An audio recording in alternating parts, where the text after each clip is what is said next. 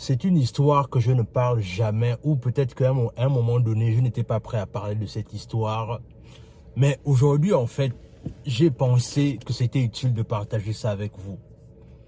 Et aujourd'hui, en fait, on va parler de quand je suis arrivé aux États-Unis, comment les choses se sont passées et aussi comment j'ai été pratiquement sans abri aux États-Unis. Donc, sur ce, on est parti. Salut, moi c'est Warren et bienvenue dans notre chaîne Warren et Asiana. Ici, on parle de développement personnel, on parle d'entrepreneuriat, on parle d'immigration aux États-Unis. Ce sont des thématiques qui te parlent de deux choses à faire. La première, tu t'abonnes à la chaîne et tu partages la vidéo autour de toi. La deuxième, tu nous suis à travers nos réseaux sociaux, notamment Facebook et Instagram. Alors aujourd'hui, en fait, il est question pour moi de te parler de l'une des périodes les plus sombres pour moi quand je suis arrivé aux États-Unis. Aujourd'hui, vous connaissez peut-être Warren par rapport au fait que voilà, ça se passe assez bien dans ma vie et tout ce qui va avec. Je partage des vidéos avec vous, je partage un peu mon parcours aux États-Unis. Mais ce que vous ne savez pas, c'est que Warren, à un moment donné, il a presque été sans abri aux États-Unis en fait. Et dans cette vidéo, il est question pour moi de vous raconter un peu cette période de ma vie en fait. Là où j'étais presque sans abri aux États-Unis. Alors, comment ça s'est passé? La réalité, c'est que quand je perds mon statut d'étudiant, bien évidemment, je suis confronté à une réalité. C'est que je dois trouver un moyen de rebondir. Parce que la réalité, c'est que quand tu as perdu ton statut d'étudiant, il y a deux options. Hein. Soit tu rentres au pays, soit tu décides de te chercher en fait. Et moi, ce que j'ai fait, c'est que j'ai décidé de me chercher comme certaines personnes le font. Et quand j'ai décidé de me chercher, en fait, j'étais confronté à une réalité. La réalité, c'est qu'il fallait trouver un moyen de gagner les papiers. Et c'est là où, à un moment donné, j'ai rencontré mon ex-femme. Quand je rencontre mon ex-femme, c'est-à-dire on s'est d'abord mis en couple, on s'est mis en couple, on a essayé de voir comment est-ce que ça devait se passer entre nous, bien évidemment. Et la réalité, c'est que dans le long terme, je crois au bout de 6 mois, 7 mois de relation, le vrai visage commençait à tomber en fait. C'est-à-dire la violence dans le couple et tout ce qui va avec. Et à un moment donné, j'ai essayé de supporter. Je me suis dit que bon, ça pouvait aller, on va essayer parce que voilà, agréable. Dans le sens là où ma propre sécurité est menacée parce qu'il y a toujours la violence dans le couple. Et à un moment donné, je vais prendre la décision de partir parce que j'estime que ça ne se passe pas bien pour moi et il ne faut pas prendre des risques inutiles. Voilà pourquoi je prends la décision de partir. Mais quand je prends la décision de partir, la réalité c'est que c'était elle qui avait toutes les finances en fait. C'est elle qui travaillait, c'est elle qui avait l'argent dans le compte. Et du coup, moi j'étais juste là, j'étais toujours en train de faire mes petits boulots à gauche, à droite. À un moment donné, ce qui va se passer, c'est que en partant, je sors de la maison. Et quand je sors de la maison, je me retrouve dehors. Et quand je me retrouve dehors, j'appelle un parent à moi, là où je lui demande, de me chercher et tout, je suis parti de la maison et tout et tout. Et quand je pars de la maison, il vient me chercher. Et après, puisqu'il y avait une compatriote, une maman gabonaise qui était ici, je suis allé rester chez elle en fait. Et quand je suis allé rester chez elle, c'est là où en fait, j'ai commencé à habiter chez elle pendant un certain temps. Mais tu sais, la réalité, c'est que quand tu n'habites pas chez ton parent, même si c'est une compatriote, mais quand tu n'habites pas chez ton parent, ça va tout se faire ressentir. La réalité, c'est que j'étais dans une période là où je sortais d'un mariage difficile, là où je n'ai rien gagné. Et j'essayais de me rétablir, j'essayais de repasser à autre chose avec le fait que j'habite chez la maman là, je rends les services, je nettoie la maison, même si je n'ai pas encore l'argent, je n'ai pas encore un boulot, mais je fais tout pour participer à la maison. Mais à un moment donné, elle commence à dire non, il faut que tu participes aux factures. Mais le truc, c'est que je dis que non, maman, je suis dans une période là où je suis en train de me chercher. Elle dit non, si c'est pas bon, tu sors de la maison. Waouh! Et c'est là où, à un moment donné, pour ressasser un peu toute cette période difficile là, et c'est là où je réalise en fait que je suis passé par la dépression, mais sans le savoir. La réalité, c'est que à un moment donné, je décide de marcher dans le quartier en fait. C'est-à-dire, je commence à marcher dans le quartier. Et c'est là où je vois une église. Et dans l'église, là, je décide de rentrer parce que j'étais tellement mal dans ma tête que du coup, il fallait que je parle à quelqu'un qui m'écoute en fait. Et du coup, je décide de rentrer dans l'église. Là, je trouve une dame. Je dis non, voilà ma situation. Je commence à lui raconter ce qui ne va pas et tout, et tout, et tout, et tout. Elle finit de m'écouter. Après, elle me dit, écoute, jeune homme, ce que je vais faire, c'est que je vais te mettre en contact avec un jeune de l'église avec lequel vous allez pouvoir échanger. C'est un gars de ta génération. Je pense que il peut t'aider à un certain niveau. Et c'est là où je commence à aller à cette église. D'abord, après, je dis que les amis, quand vous arrivez, et si vous êtes étudiant, peu importe, allez beaucoup dans les églises. Ne partez pas seulement à l'église pour chercher des biens et des services, mais allez aussi là-bas parce que là, vous allez rencontrer de bonnes personnes. Et c'est là où je commence à fréquenter le jeune homme qu'elle m'a présenté. Et quand je fréquente le jeune homme là et tout, je commence à aller dans les bars, ce qu'on appelle ici les Bible Studies, c'est-à-dire les études bibliques. Je vais là-bas régulièrement, je nettoie l'église, je participe beaucoup en ce qui concerne l'église.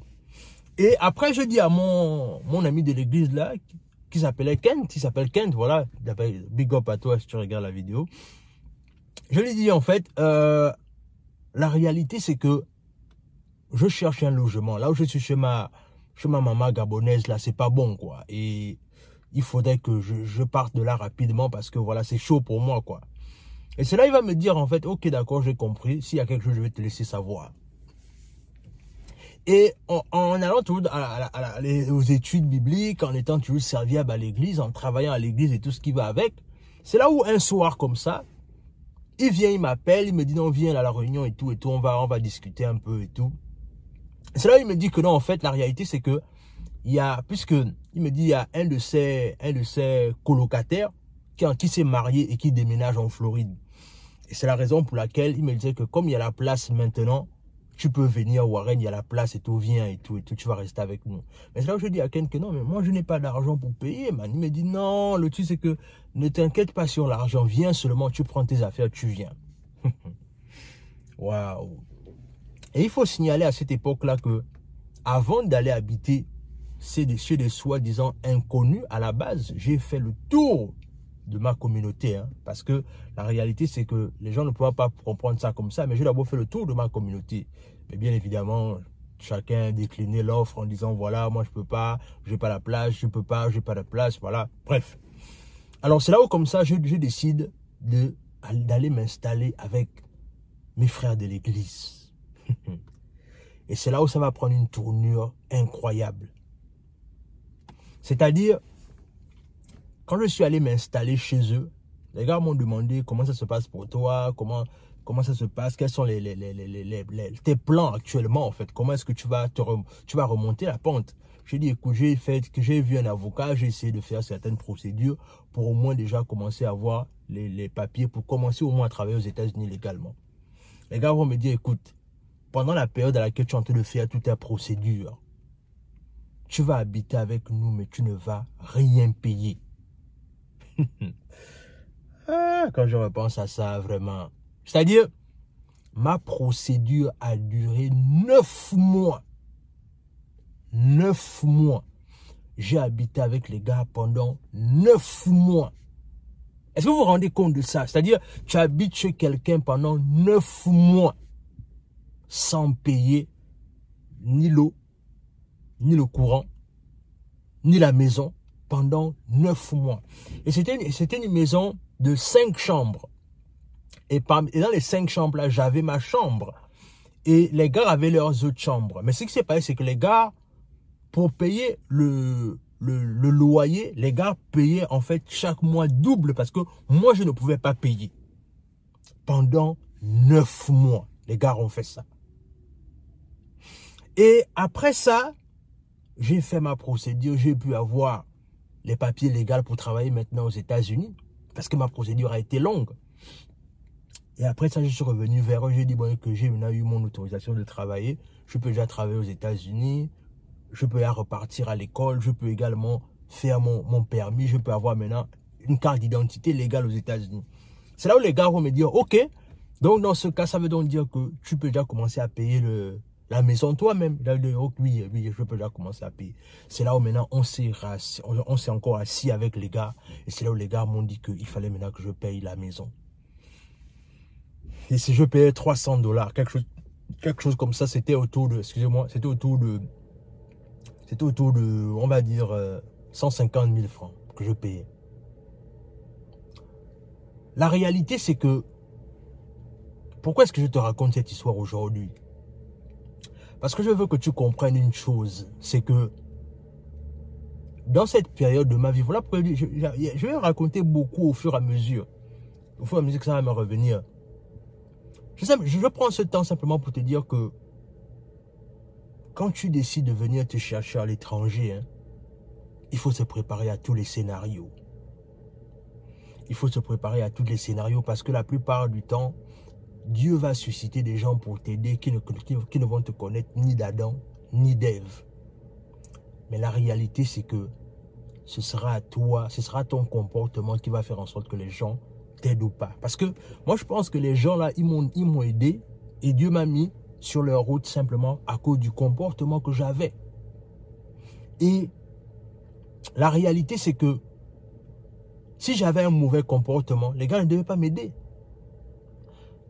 Souvent, le comportement et l'attitude que tu as va susciter les gens de t'aider, comme aussi ça va susciter les gens de ne pas t'aider en fait. Donc, tout dépend de ton comportement. Pendant cette période, j'étais dans une période sombre. Là où même les gens que je comptais, c'est-à-dire que tu vois, c'est-à-dire il y a des gens que quand quelque chose t'arrive, tu comptes sur le fait que non, si je suis dans une période comme ça, c'est toi qui vas m'aider. Mais les personnes sur lesquelles je comptais là n'ont jamais fait signe.